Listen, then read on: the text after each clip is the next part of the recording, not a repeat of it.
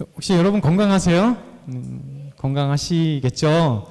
옆에 그분 계신 물어볼까요? 건강하세요? 네. 우리가 건강한지 안 한지 사실은 겉보면 몰라요. 다 건강한 것처럼 보이잖아요. 근데 남들은 모르는데 나이가 드시면 우리 김옥순 권사님도 보면 겉으로는 멀쩡하고 건강해 보이시지만 아이고 허리야 무릎이야 저 어깨야 뭐 다 누구나 그렇게 건강이 이렇게 하나씩 망가진 모습을 보게 됩니다. 저도 이제 겉보기에는 건강한 것 같은데 당뇨가 조금 있어요. 예, 3년 전, 2년, 3년 되는군요. 겉보기엔 멀쩡한 것 같은데 우리가 건강한지 안 하는지 잘 모를 때가 많습니다. 그래서 우리가 건강을 잘 알려면 건강 진단하면 금방 나오잖아요. 그러면서 또 내가 건강한지 안 한지 알게 되면 뭐냐면 한번 힘든 일을 해보면 알아요. 그리고 운동을 한번 해보면 알아요. 한번 갑자기 운동을 해보면 건강한 사람들은 뭐 끄떡없죠. 축구를 해도 끄떡없고 달리기를 해도 끄떡없고 어떤 힘든 일을 해도 끄떡없습니다. 왜냐하면 건강한 사람들은 그만큼 내 근육들을 열심히 운동해서 쓰는 사람들이 건강하기도 하고요. 그래서 우리가 이제 그 담배 피는 사람들이 있잖아요. 근데 이제 담배 피는데 평소에는 잘 몰라요. 담배 피면서도 건강이 나쁜지 아닌지 모릅니다. 그런데 폐병 걸리지 않아도 충분히 금방 아는 게 뭐냐면 등산 한번 해보면 달리기 한번 해보면 담배를 열심히 피웠던 분들은 등산할 때 짙어집니다. 힘듭니다. 폐가 그만큼 제 기능을 할 수 없기 때문에 달리기 한번 하면 좀만 달리면 콕콕대고 넘어지잖아요. 그래서 이게 운동을 한번 해보거나 이제 어떤 힘든 일을 한번 해보면 내가 꼭 검진을 하지 않아도 내가 정상적인 사람이 아니구나, 조금 체력이 떨어졌구나 라는 것을 알게 돼요. 우리 교회 나와도 마찬가지예요. 여러분과 제가 이렇게 매주마다 교회에 나오고 예배를 드려도 우리가 건강한 그리스도인지 건강하지 않은 그리스도인지를 확인하는 방법들이 있어요. 사실 우리가 눈으로 볼 때는 다 똑같은 것 같지만 우리 안에는 영적인 영양실조를 걸린 사람이 있고요.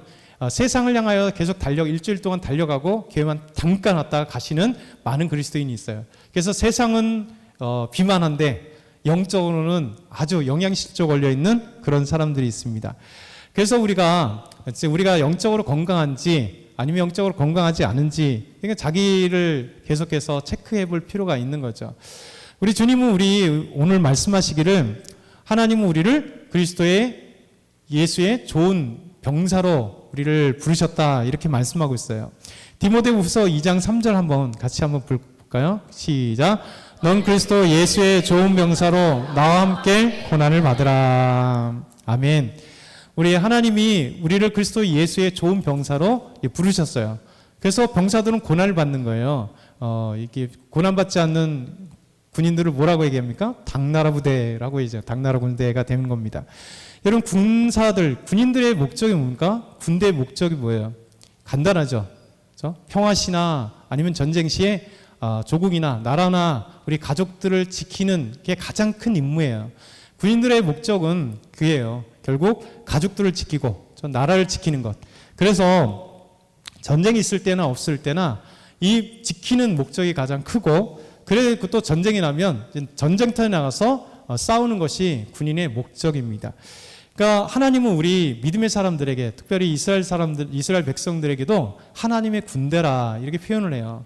그리고 우리 믿음의 사람들도 저와 여러분도 그리스도 예수의 좋은 병사라고 표현하고 있습니다. 사무엘상 17장 26절을 보면 다윗이 골리앗과 싸울 때 그 앞에 나가면서 뭐라고 얘기했냐면 이 블레셋 사람, 이 할례받지 않은 블레셋 사람이 누구에게 이스라엘 백성들 살아계신 하나님의 군대를 모욕하느냐.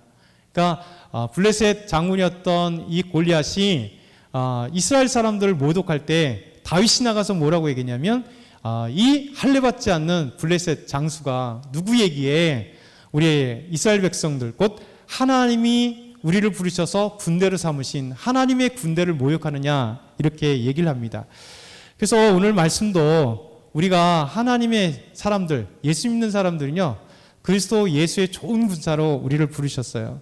그러니까 군사가 된다는 건 뭐냐면 가장 중요한 건 뭐냐면 병사의 조건은 이 당나라 군사가 되면 안 돼요. 병사가 되면 안 되고요. 진짜 우리가 특공대가 돼야 돼요. 왜냐하면 우리 군인의 특징은 뭐냐면 최강의 군대가 되는 목적이 있는 거잖아요. 그래서 우리는 갑자기 그러나 최강의 군대가 되는 게 아닙니다. 최강의 군사가 되지 않습니다. 왜냐하면 군대가 또 병사가 강인하고 또 강력한 군인이 되기 위해서는요, 엄청난 훈련이 필요해요. 그래서 전술훈련이나 이런 군사훈련뿐만 아니라 체력훈련을 계속해 하는 겁니다. 그래야 강한 병사가 되고 튼튼한 병사가 되는 겁니다. 저는 이제 의무 경찰을 나왔어요. 우리 석현 형제도 의경이었는데, 의경을 적으면 1991년 1월 달부터 1993년 5월 달까지 만 32개월을 만땅으로 의정부에서 의정부 방범수찰대에서 근무를 했습니다. 이 방범수찰대의 주 업무는 뭐냐면 방범수찰이에요. 그래서 파출소 지원이나 경찰서 지원에 나가서 이제 순찰이 주 목적입니다. 그래서 옛날에는 제가 여기 근무할 때는 요 지역이 아주 그냥 허허벌판, 아무도 안 사는 땅들이에요. 그때 땅을 사놨어야 되는데 이렇게 발전할지도 모르고 돈이 없었습니다. 근데 어쨌든 의정부에서 32개월 동안 있었는데 제일 주 업무가 뭐냐면 순찰 근무예요. 그래서 순찰을 나가서 때로는 범칙금 물기도 하고 경범죄들을 잡거나 아니면 파출소 지원 나가서 여러 범죄자들을 이제 무전으로 조회하고 또 검문해서 또 조회해 보기도 하고, 아니면 그 범죄자가 있으면 같이 누가 있다고 생각하면 이제 잡기도 하고 이런 것들이 있었습니다. 그리고 이제 중간에 이제 교통근무도 계속 지원 나가서 교통하면 이제 교통 위반자들을 이제 잡거나 아니면 교통이 원활하게 갈 수 있도록, 중요한 또 하나 업무가 뭐냐면 1년에 한 100일 이상은 데모 진압을 나가는 거예요. 그래서 데모 진압을 나가는 겁니다. 그래서 이제 있다 보면 의정부에는 1990년도에 초반에는 의정부에 이제 나이트클럽이 하나 있어요. 큰 나이트클럽이 있었는데 이 나이트클럽에 주 이렇게 조직이 누구냐면, 그 클럽을 움직이는 조직이 누구냐면 세븐이라고 하는, 문명호 성도님은 오늘 못 오시는데 문명호 성도님 잘 알고 계세요. 세븐이 누군지. 그러니까 세븐이라고 하는 조직 폭력들이 이제 그 나이트클럽을 장악하고 있습니다. 대부분 다 이제 폭력 조직들이 나이트클럽 이제 그 많은 이제 클럽들을 장악하고 있어요.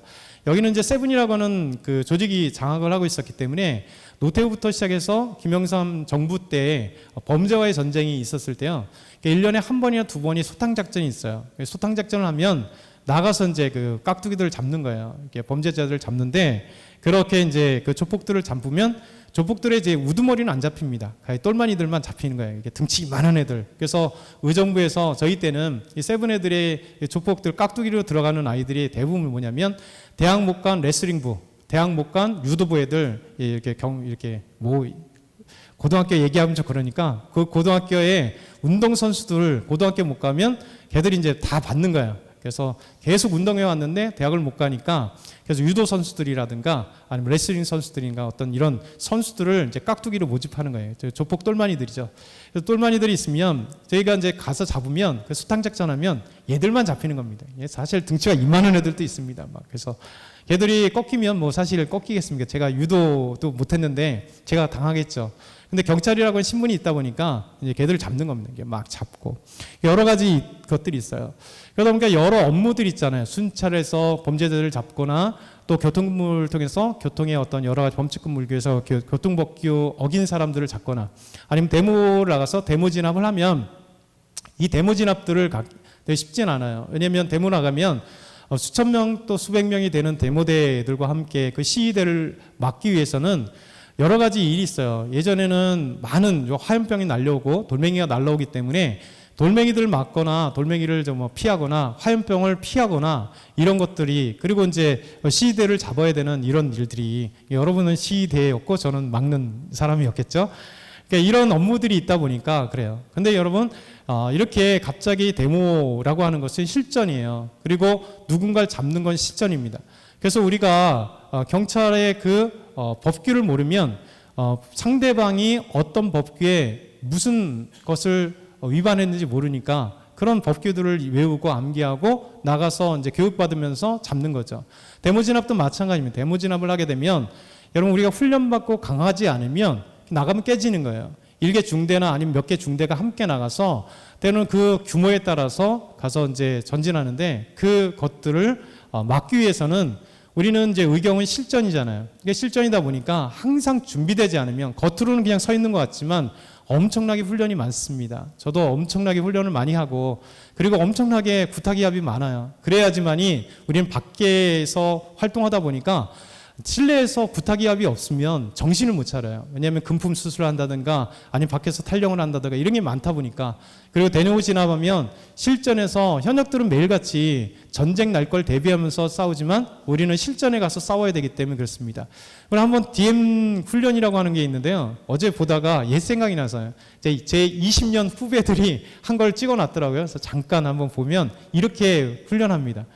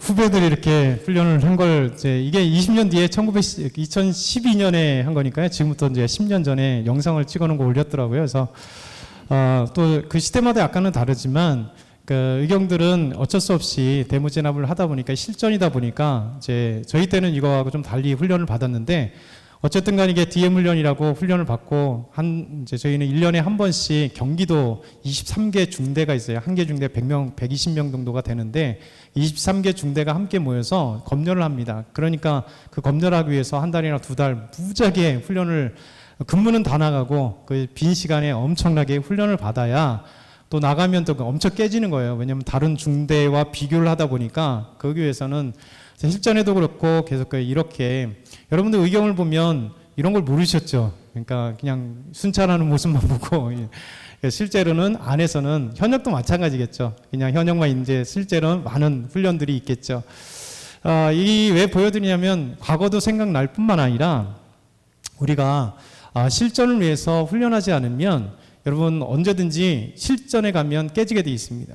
그러니까 군사라고 하는 건 병사라고 하는 건 뭐냐면 얼마나 훈련을 열심히 했고 그리고 잘 정돈됐느냐에 따라 전쟁에 나가면서 얼마든지 승리할 수 있고 깨지게 됩니다. 왜냐하면 실전에 가면 이 전쟁의 실전에 가면 결국 우리가 승리하지 않으면 이제 깨지는 거거든요. 그러다 보니까 이런 어떤 최강 군사들이 필요한 거예요. 여러분 우리의 싸움들은 이 혈과 육에 대한 것이 아닙니다. 세상의 어둠의 주관자들인 사단 영적 싸움이에요.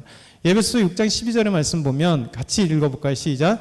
우리의 씨름은 혈과 육을 상대하는 것이 아니라 통치자들과 권세들과 이 어둠의 세상 주관자들과 하늘에 있는 악의 영들을 상대함이라. 아멘. 여러분 우리의 싸움은 이 세상의 싸움이 아니에요. 어떤 직장의 싸움도 아니고 우리가 어떤 무엇을 목표로 하는 것도 있어요. 그것도 분명히 우리가 싸움해야 될 것이고 비전을 찾아야 할 것, 노력해야 될 것이지만 더 나아가서는 영적 싸움이 하나님께서 우리에게 부여주신 거예요. 이 영적 싸움이라고 하는 것은 사단의 권세와 싸움이에요. 사단의 유혹과의 싸움이고 악에 대한 싸움입니다. 그러다 보니까 사단은 가장 유혹하는 자입니다. 우리를 죄에 빠뜨리는 자, 유혹하는 자, 시험하는 자로 우리에게 다가와서 계속해서 믿음의 사람들, 저와 여러분이 하나님을 신실하게 믿는 믿음에서 유혹합니다. 하나님께 온전하게 나가는 그 믿음에서 끊임없이 유혹을 해요. 그래서 믿음의 사람들을 자꾸만 유혹해서 넘어지게 만들어요. 하나님을 향한 마음을 상실하게 만들고요. 뜨거운 믿음을 상실하게 만들고요.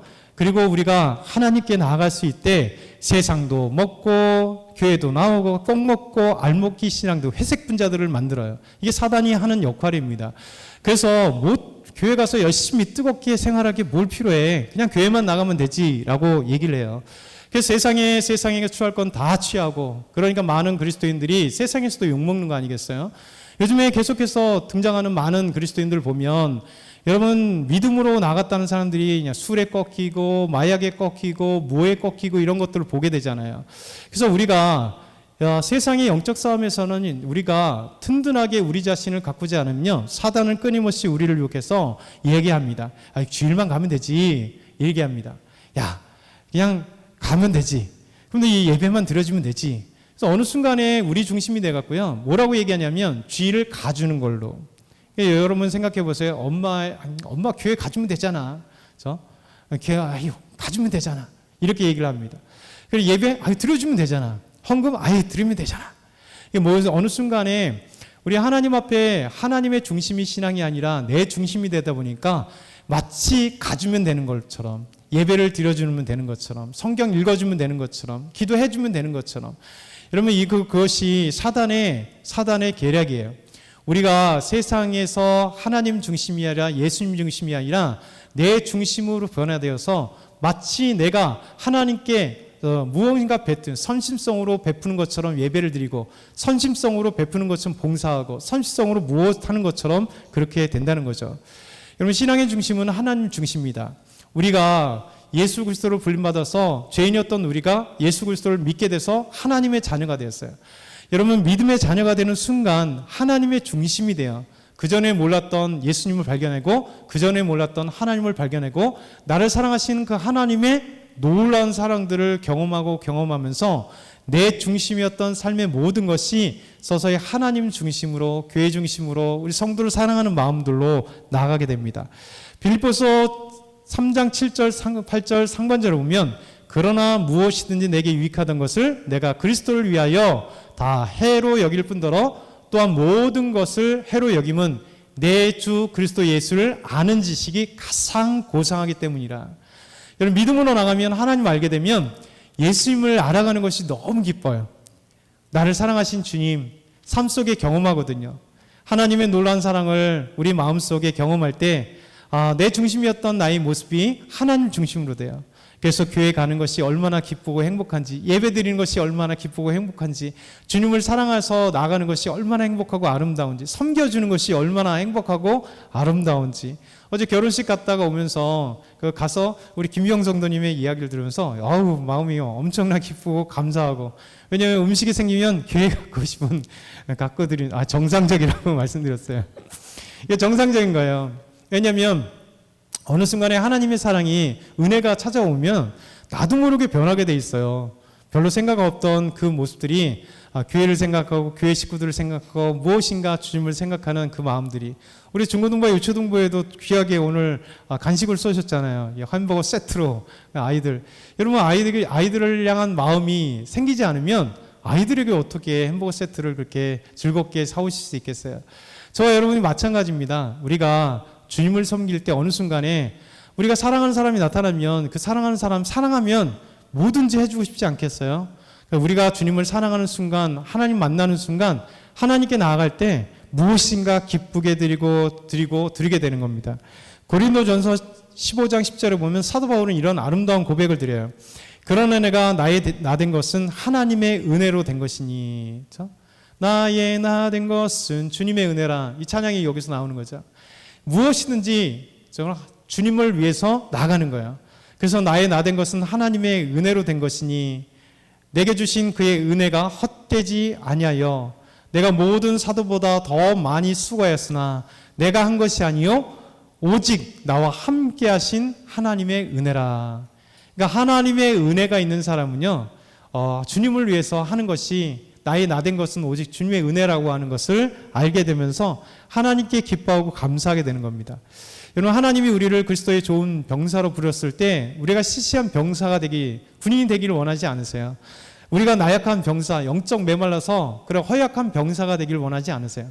세상과 싸워 나가서 영적인 싸움과 사단과 싸워서, 그리고 삶에 우리 하나님 우리에게 직장을 주고 또 가정을 주고 또 사업을 주셨을 때 그 속에서 비전을 품고 달려나가면서 하나님이 주신 비전, 하나님이 주신 꿈, 하나님이 주신 지혜를 가지고 하나님께 도전해 나가는 거예요. 우리 청년들도 직장을 위해서 직장 다니고 또 대학 다니면서 미래를 준비하잖아요. 그럴 때 무엇을 준비해야 돼? 열심히 공부할 뿐만 아니라 하나님께 묻는 거예요. 하나님, 내가 어떻게 살아가길 원합니까? 하나님, 제가 살게 지혜를 주십시오. 하나님, 저에게 지혜를 주시고, 하나님 열려주시고, 하나님 믿음의 사람 만나게 해주시고, 하나님께서 정말 내가 꿈꾸고 기도하지만 하나님이 좋은 직장과 하나님이 좋은 사람들과 하나님의 좋은 길들을 열어주십시오. 여러분, 기도하는 만큼, 크게 품는 만큼 하나님께서 열어주세요. 그래서 하나님이 계획하신 것들을 될 때마다 되돌아보면 뭐라고 하냐, 하나님이 하셨어요 라고 하는 감사예요. 내가 생각지도 못했는데 하나님께서 열어주시며 하나님은 놀라운 은혜가 있는 거예요.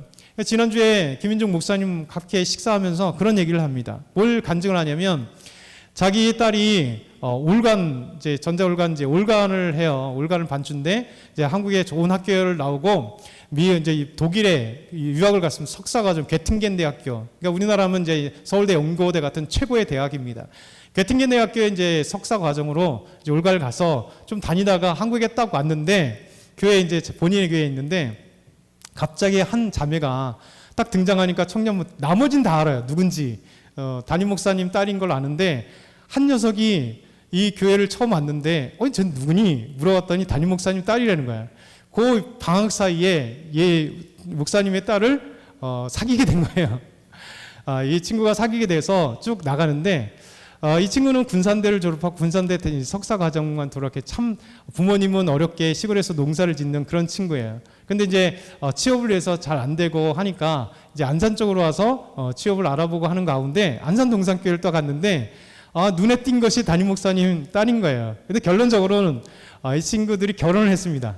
딸도 게팅겐 대학원을 다니다가 포기하고 이 친구를 만나서 결혼해서 이제 우리나라 작은 기업에 조그만 이제 회사에 들어가고 그러다가 하나님의 꿈이 생기고, 딸이 더 한번 도전해봐라. 그러면서 작은 가서 또 이렇게 근무를 해보다가 결국 이제 여러 가지 과정이 있다가 미국을 가게 됐고요. 가게 된 감사한 게 뭐냐면, 군산대 나온 학력갖고는 안 될 텐데 놀랍게 하나님이 열어주시는 게 뭐냐면, 잠깐 이제 워킹홀리데이로 호주에 가서 여러 가지 이제 할머니 사시는 농장에 가서 2년 동안을 그냥 혼자 가서 그 농장에서 일을 했다는 거예요. 그러니까 그때 실제 부딪히면서 이 할머니, 할아버지, 호주 분들과 대화를 해야 되니까 거기서 열심히 영어를 노력하고 준비하고 해서 그래도 미국을 가는데 놀랍게도 거기서 할 수 있었던 게 뭐냐면, 미국에서 이제 기업에서 파송되는데 5명을 기업에서 이제 미국으로 지사로 보내게 되는데 5명 중에 하나가 서울대에 나온 친구가 있었는데, 다 좋은 대학교에 나왔고 서울대에 나온 친구가 있는데 이 친구가 안 됐다는 거예요.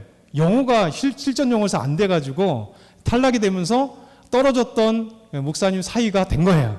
그러니까 미국에 가게 됐어요. 미국에 가서 이제 여러저러 이렇게 해서 그래서 지금 최고의 이제 애플과 뭐 여러 가지 그 회사의 최고로 가서 공부하면서 거기서 이제 목사님 딸이 도전하게 되는 거죠. 야, 여기 미국에서는 군산대 몰라. 한국에 있는 서울대 몰라. 연고대 몰라. 그러니까 미국 사람도 모르잖아요. 그러니까 여기서 한국에서 어떤 대학을 나왔는데 뭐가 중요해? 여기서 한번 도전해보자. 그래서 거기서 미국에서 다시 학교를 도전하고 기업을 도전하고 공부한 것에 또 기업에서 가면서 미국의 최고의 그 기업에 들어가지고 인정받고 과장으로 있으면서, 그리고 이제 거기서 또 나오고 또 왜냐면 미국은 한 곳에서 애플을 들어간다 해도 거기서 오래 있으면 승진이 안 된다는 거예요. 보통 4, 5년 있다가 다른 곳으로 대를 가든 머리를 가든 그렇게 기업으로 가야 된다는 거예요. 그래서 가면서 그럼 목사님이 얘기하는 게 그런 겁니다. 우리 사위가 아이고 이 녀석이 우리 좋은 딸을 꼬셔가지고 되는데 그래도 믿음 안에서 하나님께 기도하고 도전하면서 나아갈 때 하나님 그 길을 열어주시니 놀랍게도 길을 열어주시고 만나게 되고 하나님이 경험한 것을 세워주시고 그래서 하나님이 은혜예요. 그래서 하나님이 열어주시는 놀라운 은혜들입니다. 여러분 우리가 믿음의 사람들이 있을 때 하나님이 우리에게 나약한 믿음의 사람들이 있기를 원하지 않아요. 도전하는 겁니다. 기도의 도전이고 달려나가는 거예요. 여러분 강력한 병사들은 어떻게 됩니까? 아까 DM 훈련을 받듯이 여러분 의경이 나약한 것 같지만 현역이 나약한 것 같지만 그렇지 않습니다. 훈련 때는 정말 힘들게 훈련하면서 혹한기를 훈련하든지 현역들이 사격 훈련을 하든지 여러분 평소 때 훈련들 하고 평소 때 체력을 키울 때 실전에 나가면 승리할 수 있는 거예요. 믿음의 사람도 마찬가지예요. 저와 여러분이 하나님께서 우리를 믿음의 군사들을 했을 때 우리가 군사로 나갈 때 영적인 훈련을 되지 않으면 안 됩니다. 여러분 우리가 강력한 그리스도 예수의 좋은 군사 병사로 되기 위해서는요. 우리가 영적으로 강건해야 돼요. 그러기 위해서는 뭐입니까? 우리가 훈련을 영적인 훈련들을 해야 돼요. 여러분 건강한 사람들의 특징이 뭐예요? 두 가지예요. 삼시세끼 먹는다. 음식을 먹지 않으면 건강한 사람이 되지 않습니다.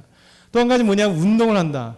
건강한 사람들의 특징이 뭐냐면 건강을 위해서 운동을 하는 거예요. 어떤 운동이든 상관없이 운동을 체력을 키우는 거예요. 그리고 건강한 사람들은요 음식을 잘 먹습니다. 왜? 소화를 잘 되기 때문에. 우리 믿음의 영적인 건강한 사람도요 이런 훈련이 있어요. 여러분 우리가 삼시세끼를 먹어야 음식을 먹어야 우리가 하루를 살 수 있어요. 근데 여러분 영적으로 살아가기 위해서 생명의 양식인 하나님의 말씀을 먹지 않는다? 그러면 영적인 우리는 비약하게 돼요. 영적으로 죽게 되는 거예요. 여러분 영양실조가 걸리게 되는 거예요. 그래서 믿음의 사람들은 훈련이 뭐냐면 우리가 삼시세끼를 정말 하루라도 하나님의 말씀을 들어야 돼요. 새벽 예배에 여러분 영상을 통해 드리잖아요.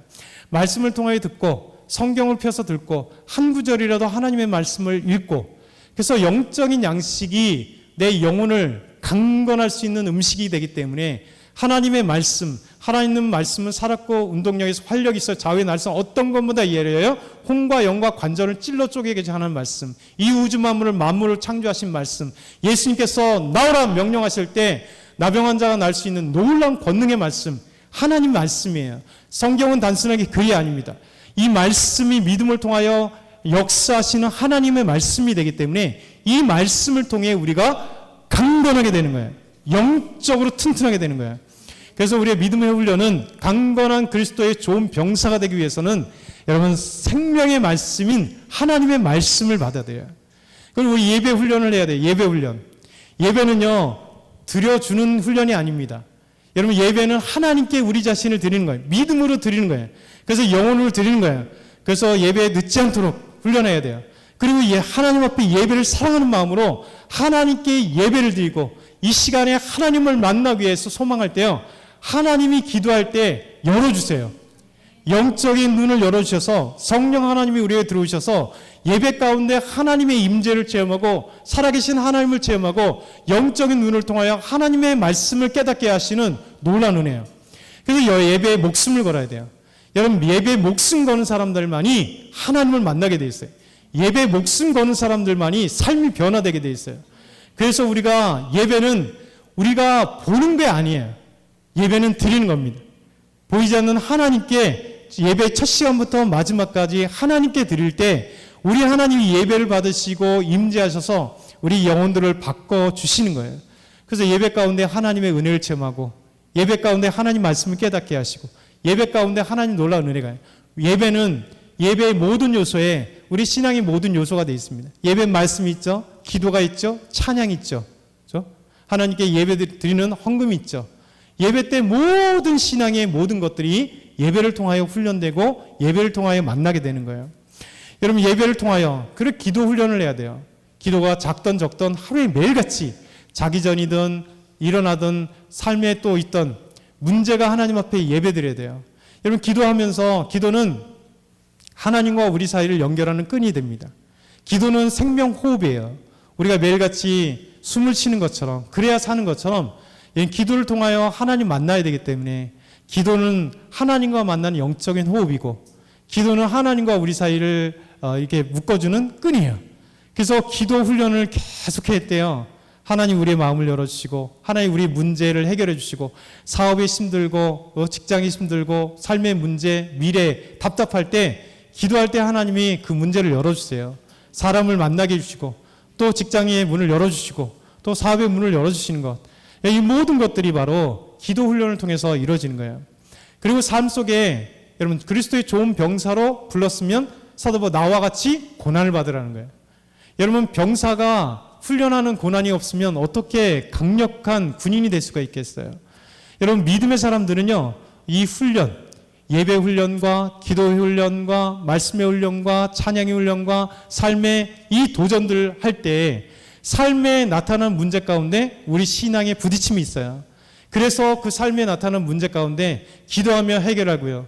여러분 믿음의 사람들도 수많은 문제들이 있어요. 병이 찾아오고요, 문제가 찾아오고, 경제적 어려움도 있고요, 막히는 것들이 많이 있단 말이에요.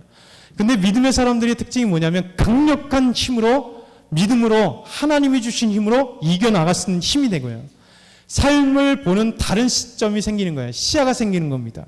여러분 미국에 한 선수가 있습니다. 흑인 선수였었는데요, 미국 최초의 메이저 테니스 대회 우승하신 흑인 선수가 하나 있습니다. 아서 애쉬라고 하는 분이에요.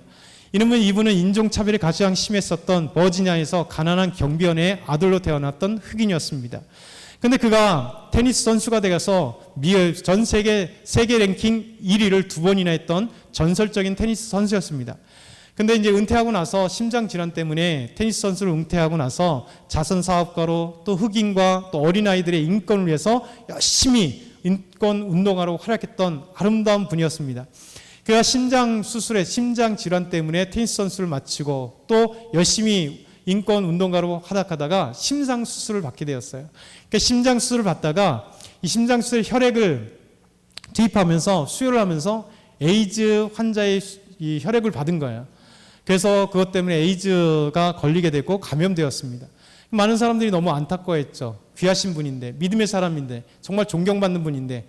그래서 아서에게 이렇게 물어봤습니다. 왜 하나님은 당신에게 그렇게 무서운 질병을 주셨습니까? 하늘이 원망스럽지 않았습니까? 이렇게 물어봤어요. 왜냐하면 우리가 어려움을 만나면, 힘든 삶을 보면 첫 번째 하는 게 뭡니까? 우리에게 질병이 찾아오면 왜 나입니까 하나님? 내가 하나님을 섬기는데 왜 나에게 이런 어려움이 닥쳤어요? 힘든 것이 닥쳤어요. 첫 번째 하는 게 그게 뭐냐면 다 왜 나냐. 여러분 암 걸렸을 때 암 환자들이 첫 번째 하는 게 뭐냐면 자기 부정이에요. 왜 나에게? 나는 그렇게 살지 않은 것 같은데 왜 나에게 암이 찾아왔을까? 마찬가지입니다. 왜 나에게? 믿음의 사람도 왜 나에게가 가장 처음 찾아오고 모든 사람이 찾아왔어요. 왜 당신에게 하나님 그렇게 하나님 사랑하고 정말 열심히 살아온 당신에게 왜 에이즈라는 병이 수혈로 인해 찾아왔습니까? 라고 하나님이 원망스럽지 않습니까?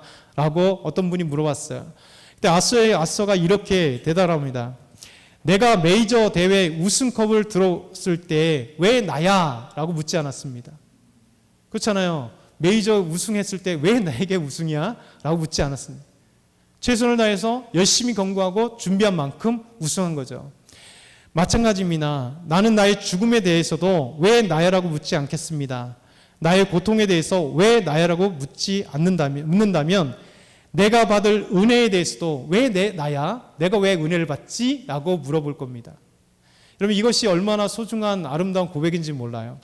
믿음의 사람들은요, 강건한 사람들은 삶에 수많은 문제가 있습니다. 그러나 믿음으로 받아들여요. 하나님 감사합니다. 비록 힘들고 어렵지만 하나님 믿음으로 이겨나가겠습니다. 왜 나야가 아니라 하나님이 저에게 주신 목적이 있겠죠. 그것이 주신 의미가 있겠죠. 그러면서 지금 나는 그 의미와 그 삶을 왜 물음표를 해결하지 못하지만 하나님 지나다 보니까 하나님께서 나에게 질병을 주신 이유가 여기 있구나. 하나님이 나에게 아픔을 주신 이유가 여기 있구나. 결론적으로 뭡니까? 하나님이 나를 너무 사랑하셔서 하나님이 이 모든 것을 통해 더 하나님을 만나고 하나님이 열어주시고 하나님 은혜 주시는 것들을 더 주시는 그 예비하신 것을 경험하시기 위해 나에게 이 과정을 주셨다는 것을 깨닫게 되는 거예요. 여러분 우리 하나님은 저와 여러분에게 놀라운 비밀을 주시는 거예요. 그렇기 때문에 우리 믿음의 사람들은요, 진짜 영적인 영양실조 안 걸렸으면 좋겠어요. 그래서 저와 여러분 진짜 믿음의 특공대가 됐으면 좋겠어요. 그래서 우리가 믿음의 훈련을 해야 돼요. 그래서 말씀의 훈련, 기도의 훈련, 우리 예배 훈련, 삶 속에 나타나는 수많은 이 훈련을 통해서 우리가 세상과 싸워 나갔을 때 하나님이 주시는 능력과 힘을 통해서 이겨나가는 그 아름다운 믿음의 훈련이 됐으면 좋겠습니다. 우리 한번 같이 기도드리죠.